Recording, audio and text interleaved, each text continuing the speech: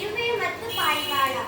ಒಂದು ದಿನ ಕಾಡಿನಲ್ಲಿ ಒಂದು ಇರುವೆ ಬಹಳ ಬಾಯಾರಿಕೆಯಿಂದ ನೀರನ್ನು ಹುಡುಕಿಕೊಂಡು ಕೊಳದ ಹತ್ತಿರ ಬಂತು.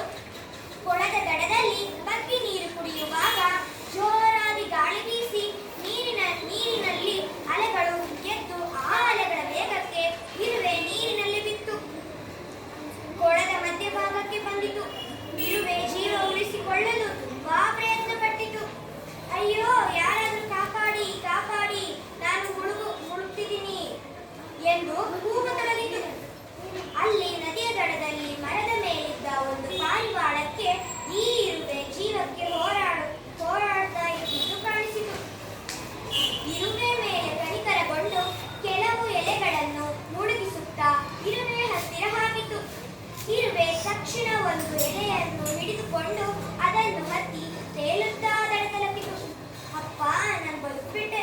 ಸಹಾಯ ಮಾಡಿದ್ದಕ್ಕೆ ಆ ಪಾರಿವಾಳಕ್ಕೆ ಧನ್ಯವಾದ ಹೇಳೋಣ ಅಂತ ಇರುವೆ ಪಾರಿವಾಳವಿರುವ ಆ ಮರದ ಹತ್ತಿರ ಹೋಗ್ತಾ ಇತ್ತು. ಆ ಮರದ ಹತ್ತಿರ ಒಬ್ಬ ಬೇಟೆಗಾರ ಮರದ ಮೇಲಿದ್ದ ಆ ಪಾರಿವಾಳಕ್ಕೆ ಗುರಿ ಇಟ್ಟು ನಿಂತಿದ್ದ. ಒಂದು ಕ್ಷಣವನ್ನು ಯೋಚಿಸದೆ ಇರುವೆ ಆ ಬೇಟೆಗಾರನ ಕಾಲು ಹತ್ತಿ ಚೆನ್ನಾಗಿ ಕಚ್ಚಿಬಿಡ್ತು. ಆ ಬೇಟೆಗಾರನಿಂದ ಜೋರಾಗಿ ಕಿರ್ಚಿದ.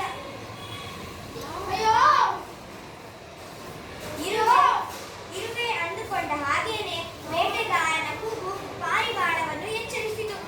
ತಕ್ಷಣ ಅದು ಒಂದು ಸುರಕ್ಷಿತವಾದ ಜಾಗಕ್ಕೆ ಹಾರಿ ಹೋಯಿತು. ಹೇಗೆ ಪಾರಿವಾಳವು ಇರುವೆಯ ಜೀವವನ್ನು ಕಾಪಾಡಿತೋ ಹಾಗೆಯೇ ಇರುವೆ ಕೂಡ ಪಾರಿವಾಳದ ಜೀವವನ್ನು